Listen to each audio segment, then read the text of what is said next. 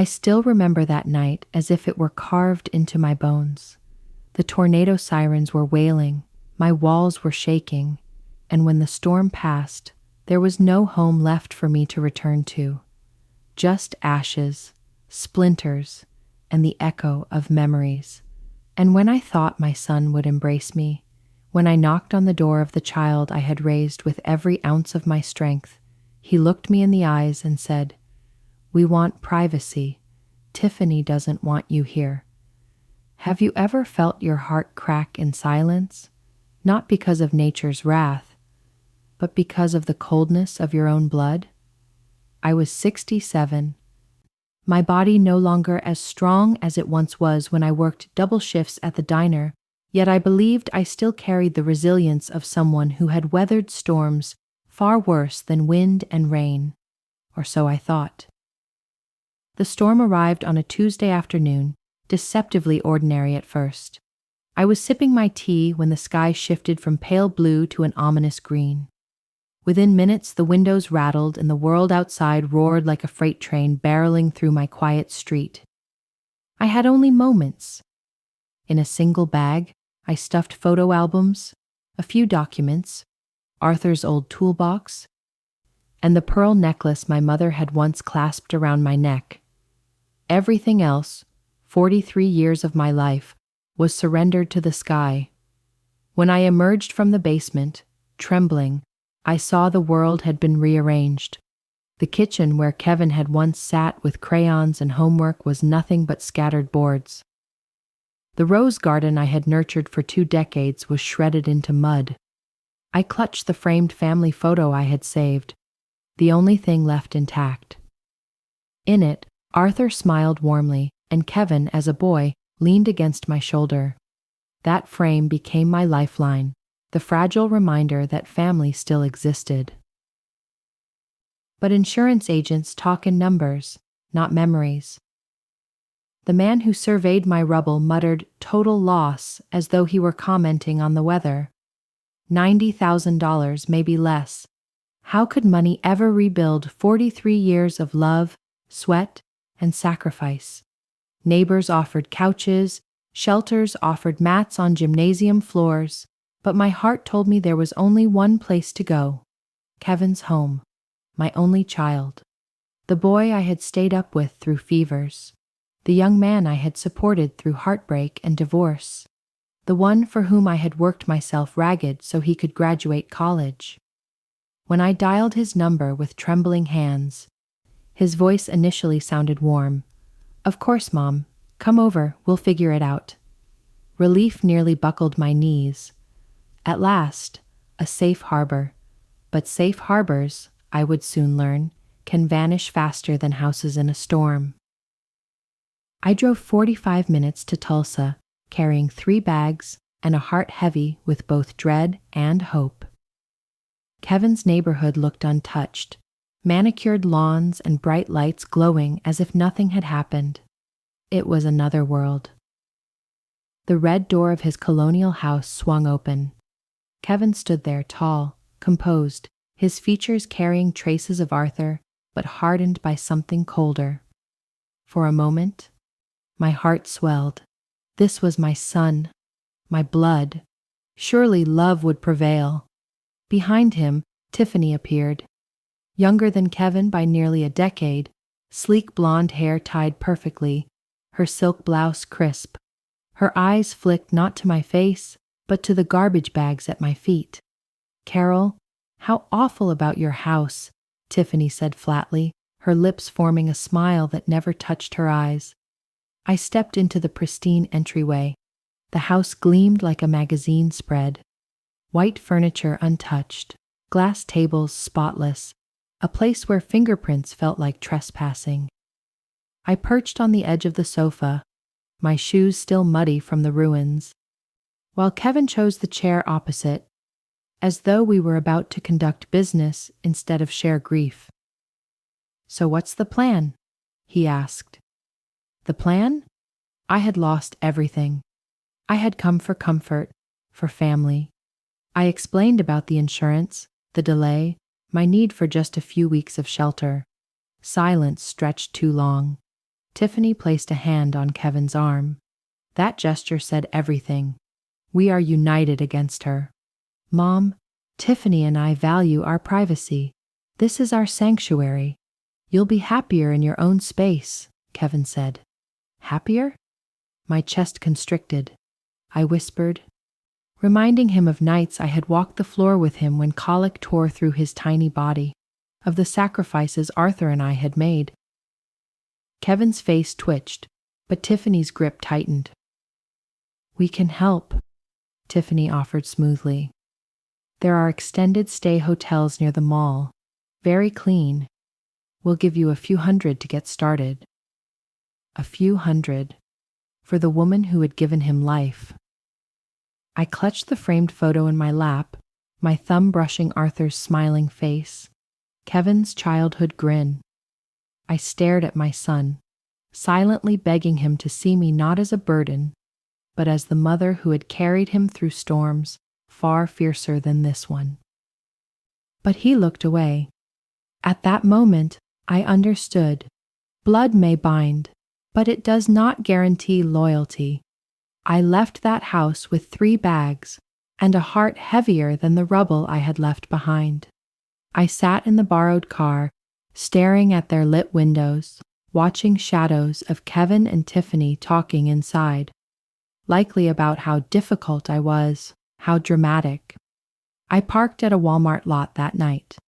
$93 in my purse, 3 garbage bags of belongings, a family photo that now felt like a cruel joke. The car grew colder as the night deepened.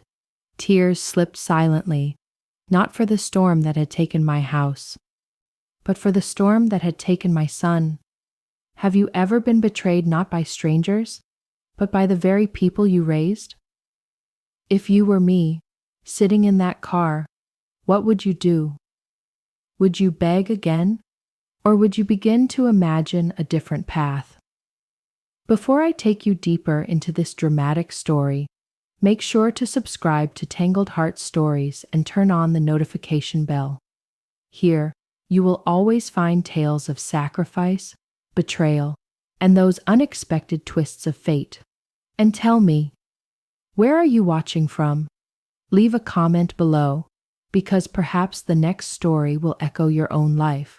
The second night I slept in that Walmart parking lot, the rain tapped against the windshield like tiny fists.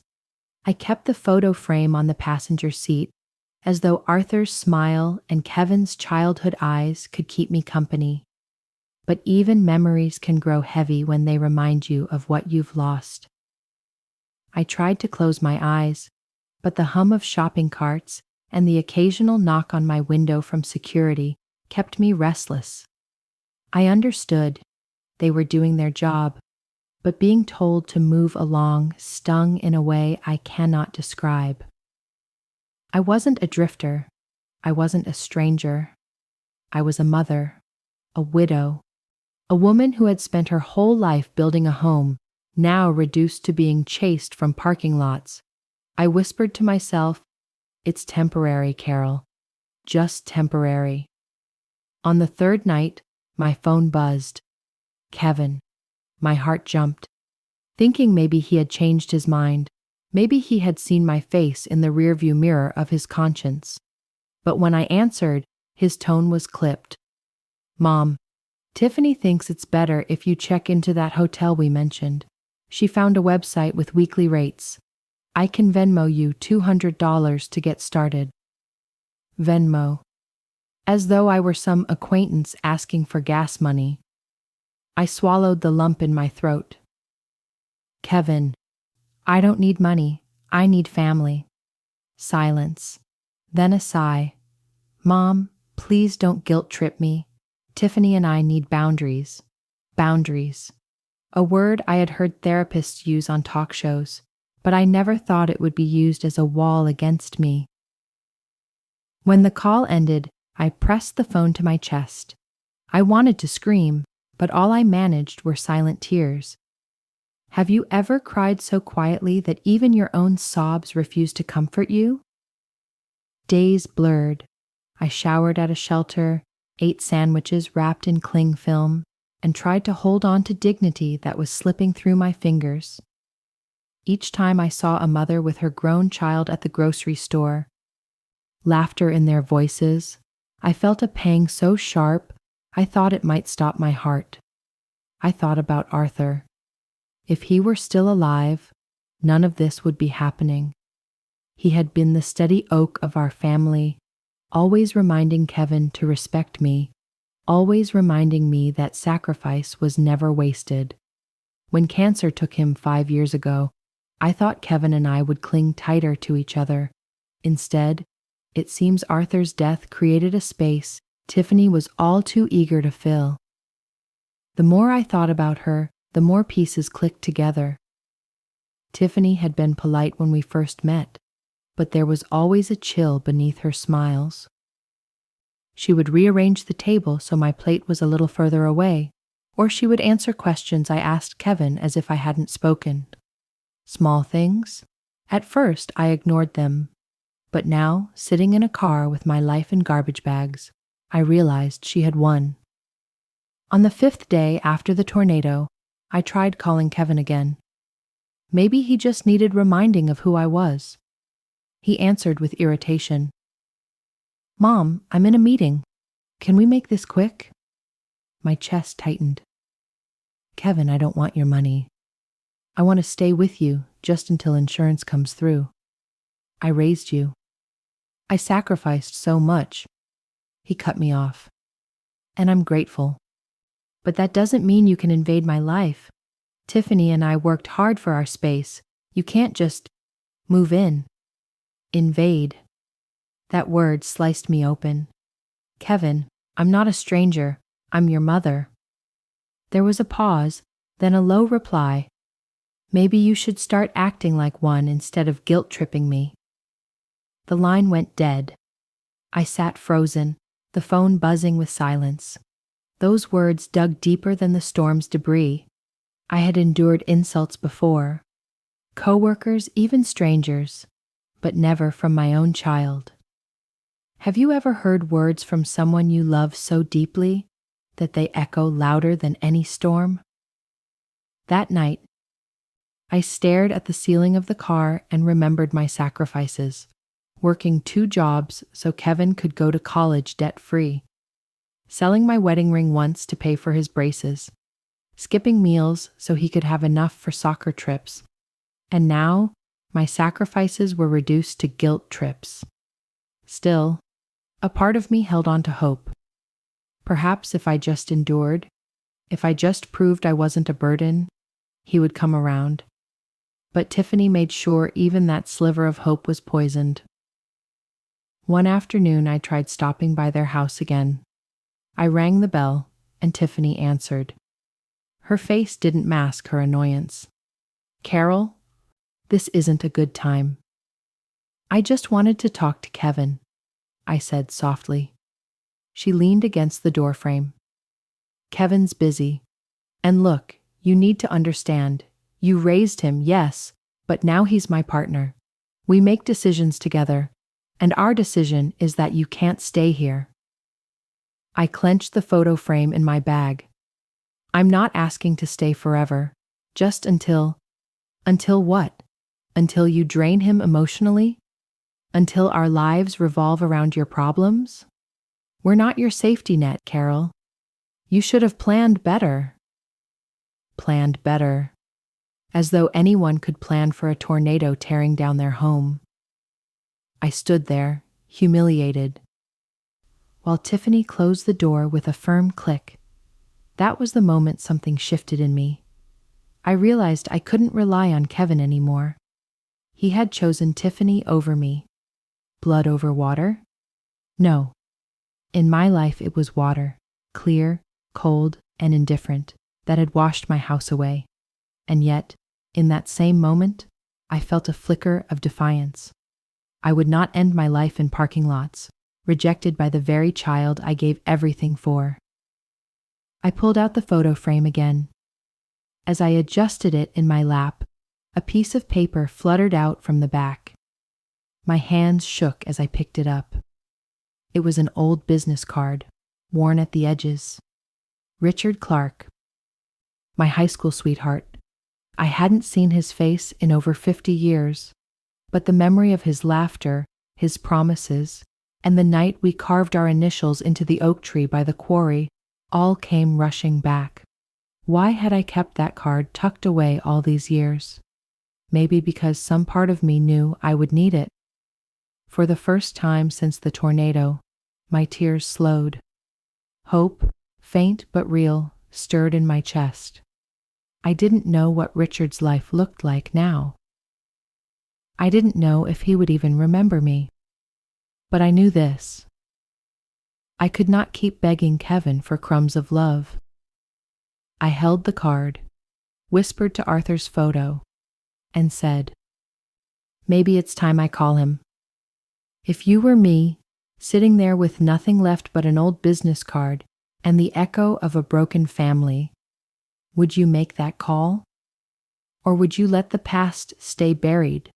The business card trembled in my hand, its corners soft from half a century pressed between photo frames and drawers. Richard Clark. I whispered his name out loud, just to hear how it felt after so long. It was like pulling an old melody out of silence, familiar yet fragile. That night I stared at the digits on the card until my eyes blurred. Would the number even work? Would he laugh if I told him who I was? Or worse, would he not remember me at all? The doubt gnawed at me. But as I lay in that borrowed car, shivering against the cold glass, I knew I had nothing left to lose. With shaking hands, I dialed. Each ring thundered in my chest. And then, "Hello?" His voice was deeper now, aged like oak, but the warmth in it carried me straight back to the quarry where we used to sit, legs dangling, whispering about forever. "Richard, it's Carol Matthews." There was a pause. My heart clenched, but then I heard a sound, half a laugh, half a sob. "Carol, my God, I thought I'd never hear your voice again." Tears spilled down my cheeks, hot and unstoppable. I lost everything in a tornado. My house, my life. Kevin, he doesn't want me there. The words broke inside me. I hadn't admitted that truth out loud until now. Richard's reply was immediate. Without hesitation, "Give me your address. I'm coming for you. Tonight." My breath caught. "Richard, no. You don't even know." "Carol," he cut me off gently. "I've waited 50 years for a reason to hear your voice again. Don't deny me this chance. Tell me where you are." I gave him the Walmart address, half in disbelief.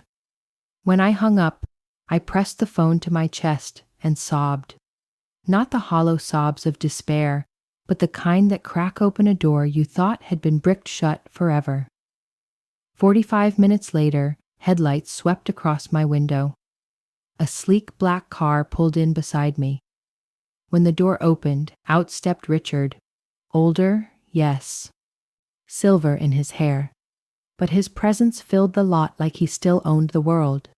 He opened my door without a word, and then he looked at me, really looked, with eyes that hadn't changed since he was 17. "You look beautiful," he said softly. For a moment, I forgot the rubble, the betrayal, the Walmart lot. For a moment, I was 17 again, laughing under stars. He reached out, and I fell into his arms. The smell of his cologne was different, but the embrace was the same, safe, steady, certain. "Come with me," he whispered. "You don't belong here. You never did." As he drove, I watched neon signs blur into darkness. My voice shook. "Richard, why now? After all these years?" His hands tightened on the wheel. "Do you know I almost married? Twice, actually. The last one, 5 years ago. I called it off 2 days before the wedding." "Why?" I asked. He glanced at me, his eyes heavy with truth. "Because she wasn't you. Carol, I never stopped waiting. I kept that foolish hope alive that maybe one day—" My breath caught. After all these decades, after Arthur, after the storms of life, Here he was, telling me that love had not been buried, only paused. I touched the photo frame in my lap. I thought my life was over. Kevin, he's ashamed of me. He treats me like I'm disposable. Richard's jaw tightened. Then let me show you that you are anything but disposable. When we pulled up to his home, I couldn't help but gasp. A long driveway, flanked by trimmed hedges, led to a sprawling house that glowed in the night. "This is your place?" I asked, stunned. "Built it myself. Every brick, every deal, every risk. It was all mine. I started with nothing, Carol, just like you, but I promised myself I'd make something of this life." As he opened the door, warmth spilled out, polished wood, soft lights, a grand piano in the corner. But it wasn't the luxury that struck me. It was the way he looked at me as if I belonged there, as if I were the missing piece the house had been waiting for. He guided me inside, then gently set the old photo frame on his mantelpiece. My past, battered and cracked, now rested against his success. "See," he said softly, "the past and present, together at last." I sank onto the sofa, my hands trembling. For the first time in weeks, I didn't feel like a burden. I felt wanted. Later that night, as I sipped tea he insisted on making himself, I asked quietly, "Why didn't you ever come for me?" His smile was sad. "Life, Carol. Your father didn't want us together. Then Arthur came. And I couldn't stand in the way of your happiness. But I never stopped keeping that card alive, hoping you'd one day call." I nodded, tears filling my eyes again. Arthur was a good man. I don't regret the life we built. But I regret how it ended, with Kevin turning cold, with me sitting alone in a car. Richard reached across the table, his hand warm over mine. "Then let me make sure the ending isn't the end. Let me write a new chapter with you." And in that moment, I felt something I hadn't in years. Hope. The following morning, Richard insisted I stay. He showed me a room. Bright curtains, a bed that smelled of lavender. "This is yours," he said firmly. "Not a guest room, yours." I touched the quilt, unable to speak. After nights of shivering in a car, the simple gift of a bed felt like a kingdom. But my peace did not last long. By the third day, Kevin called. "Mom, where are you? People said they saw you with some man in a fancy car. Are you living with him?" His tone wasn't concern. It was suspicion. "Yes," I replied quietly. "Richard is an old friend. He offered me a place." There was a pause, then a sharp edge. An old friend? Or a rich old friend? "Mom, you barely know this guy. You need to come back and talk to me." I almost laughed. Come back? After he had thrown me out like yesterday's trash? "Kevin," I said firmly, "you chose Tiffany over me. You gave me a few $100s and told me to fend for myself. Richard gave me a home without hesitation. Don't call it what it isn't." His voice grew harder. "Just don't do anything stupid, Mom. People talk. Don't embarrass me." Embarrass him. My jaw clenched. He wasn't worried for me. He was worried about appearances. I hung up without another word. For the first time, I felt the balance of power shift. I was no longer the desperate mother begging for shelter. I was a woman who had found dignity again. And deep down, I knew this was only the beginning. If you were me, standing in Richard's home with your son now circling like a hawk, would you trust in this second chance at love, or would you fear it was too good to last? Richard's house became my refuge. Each morning, sunlight filtered through the curtains of my new room, warming my face before I even opened my eyes. I hadn't felt that kind of peace in years. I would walk into the kitchen to find him already brewing coffee, humming some tune under his breath. And for a while, I almost believed the tornado had blown me not into ruin, but into a new beginning. But peace, as I've learned, rarely lasts when greed lurks nearby.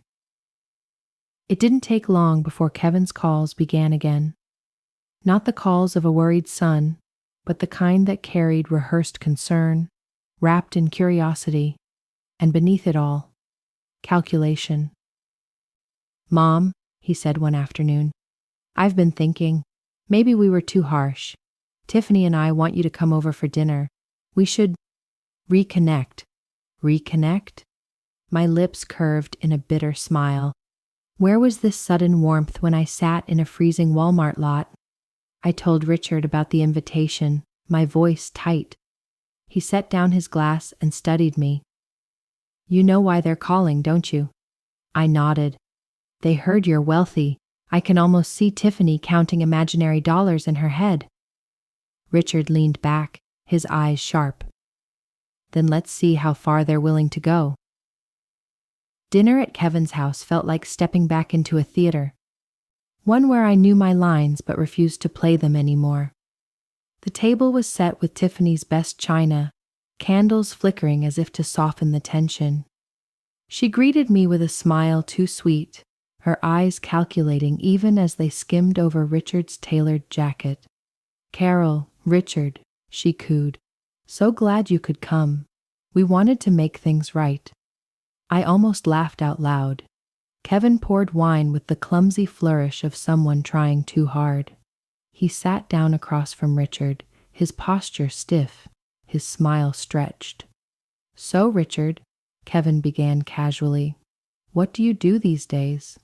Richard's voice was calm, measured. "I own several businesses, real estate mostly, built them from scratch." I saw Kevin's eyes flicker, calculating. Tiffany leaned forward, her necklace catching the candlelight. "That must be quite profitable." Richard smiled politely, then turned the question back. "And what about you two?" Kevin launched into a speech about his work in sales, the stress, the need for stability. He used the word stability twice, as if planting seeds. All through dinner, I stayed quiet, watching the performance unfold. My son, who once threw a tantrum when I wouldn't buy him a new toy, was now trying to dress his greed in silk words. Tiffany chimed in with practiced sympathy. "Carol, we've been worried about you. Living with someone new must be a big adjustment. We just want what's best for you." I clenched my hands beneath the table. What was best for me? According to them, apparently, it was their approval. Approval that came only when money entered the picture. Richard caught my eye, gave the faintest nod, and I knew he was about to act. When dessert was served, Richard set down his fork and folded his hands. His voice was calm, but it carried an edge sharp enough to cut glass. "Kevin, Tiffany, let's speak plainly. You turned Carol away when she had nothing. You gave her a few $100s and called it support. But now that she has a roof over her head, suddenly you want dinners, reconciliation, family ties." Kevin flushed. "That's not fair." Richard leaned in. "Fair. Fair would have been letting your mother sleep in her son's home instead of a car. Fair would have been remembering the years she starved herself so you could eat. Fair would have been gratitude instead of rejection." The room fell silent. Even Tiffany's polished smile faltered. "And tell me, Kevin," Richard continued, "if tomorrow I lost everything, every dollar, every house, would you still invite your mother over for dinner? Or would you toss her back to the Walmart parking lot where you left her?" Kevin's mouth opened, closed. No words came. I stared at him, my heart pounding. This was the moment I had dreamed of. Not revenge and cruelty, but justice in truth. Finally, I spoke. My voice shook, but my words were steady. "Kevin, when you told me I was invading your life, when you chose Tiffany's comfort over my survival, something in me broke. Tonight, I want you to hear me clearly. I am no longer your burden. I am no longer begging for scraps of love. I have a home. I have dignity. And I will never again let you take that from me." Tiffany's eyes flashed. But she said nothing. Kevin's face crumpled, torn between shame and resentment. For the first time in my life, I wasn't the one shrinking in silence. I was standing tall, even as I sat at their gleaming table. When Richard and I left that night, the air outside felt crisp, clean. He took my hand as we walked to the car. "You were brilliant," he murmured. "You didn't just survive tonight, you claimed yourself back." I exhaled, a weight lifting from my chest. I thought I'd never get to say those words. I thought I'd always be the one waiting for his kindness. Richard stopped, turned to face me. "Kindness from people who use it as currency isn't kindness at all. You've given enough, Carol. It's time you receive." As we drove away, I glanced back at Kevin's house, its windows glowing in the night. Once, it had seemed like a beacon of safety. Now, it looked like a gilded cage, trapping my son in his own selfishness. And for the first time, I didn't envy the light inside. I pitied it. A week later, Richard surprised me. He had arranged a small gathering, a dinner with a few close friends, people who knew his journey from nothing to success. I was nervous, worried I would feel out of place. But when he introduced me, he didn't say, "This is Carol, who lost her home," or "This is Carol, Kevin's mother." He said simply, "This is Carol, the woman I've loved my whole life." My knees nearly gave way. His friends welcomed me warmly, but it was Richard's words that kept echoing in my mind. For so long, I had been defined by what I'd lost, by the people who abandoned me. That night, I was defined by love, steady, enduring, unapologetic love. Still, I knew Kevin wouldn't stay silent. Greed rarely retreats without a fight, and I was right. One evening, as Richard and I were finishing dinner, my phone buzzed. Kevin again. His message was blunt. "Mom, we need to talk about Richard's estate. Tiffany and I think we should discuss what happens in the future." I laughed, the sound sharp. For years I had cried over Kevin. That night, I laughed. Richard leaned over, read the message, and shook his head. "Let them come. This time, we'll be ready. If you were me, standing on the edge of freedom with your son circling like a vulture, would you let his greed pull you back, or would you stand firm in the life and love you had finally claimed?" The day Kevin sent that message about Richard's estate, something inside me hardened into resolve. For decades, I had bent myself into every shape for my son. I had excused, justified, forgiven. But there comes a moment when even the most patient mother must draw a line. I didn't reply, not to that message, not to the one Tiffany sent later, dripping with false sweetness. "We just want to protect you, Carol. You need guidance in these matters." Guidance, as if I were a child, as if love had an asterisk that only money could unlock. Instead, I put my phone down, walked into the living room, and saw Richard by the fireplace, polishing the old photo frame I had brought from my ruined home. Our eyes met, and I knew my life was no longer theirs to control.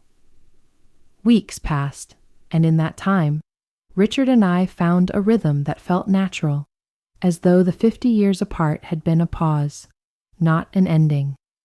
We cooked together, though he teased that I burned toast better than anyone he'd ever met. We took evening walks, the kind where silence felt like conversation, and every night, before bed, he would place a kiss on my forehead and whisper, "You're home now." One evening, he surprised me. Over dinner, with candles flickering and a quiet song playing from his old record player, Richard reached into his pocket. My heart skipped. He didn't kneel, didn't make a spectacle. He simply took my hand, held it firm, and said, "Carol, I've wasted half a century without you. I don't want to waste another day. Will you marry me?" The tears came before the words. I nodded, choked with emotion. Yes, 1,000 times yes. We planned something simple. No ballrooms, no extravagance. Just a gathering in Richard's garden, under the oak tree he had planted when he first built the house. The branches stretched wide, like arms open to embrace the years we had both lost. I wore a pale blue dress, nothing fancy, just soft fabric that reminded me of peace. Richard wore a suit, crisp but not ostentatious. We invited only a handful of people, a few of his closest friends, neighbors who had shown me kindness, and a local pastor. As I walked down the short path toward him, I carried not flowers, but the framed photo from my old house. Arthur's smile, Kevin's childhood grin. It was my past, and I wanted it with me. When I reached Richard, I set the frame on the table beside us. Then I looked at him, and for the first time in years, I felt whole. The vows were simple, no grand declarations, no poetic flourishes, just truth. I promise to stand with you, not because you saved me, but because you see me, I told him. I promise to give you not the years we lost, but every year we have left, he replied. When the pastor pronounced us husband and wife, Richard kissed me, and the world seemed to exhale. Of course, Kevin and Tiffany weren't invited, but that didn't stop them from trying to insert themselves. The day after the wedding, Kevin called again. This time his tone was dripping with false joy. "Congratulations, Mom. Tiffany and I are so happy for you. We'd love to come by and celebrate, maybe talk about what this means for the family estate." I almost laughed. Almost. "Kevin," I said calmly, "you made your choice when you turned me away after the tornado. My life now is not yours to bargain over. My marriage is built on love, not inheritance. You are my son, but you are not my keeper." There was silence on the line. For once, Kevin had no script. Finally, I added, "Respect isn't given by blood. It's earned through love and kindness. Think about that." And then I hung up. Richard framed the wedding photo alongside the old family picture. Side by side, my past and my present. Not in conflict, but in harmony. Arthur would always be part of me, the life we built honored. But now I had the chance to live again, to be loved again.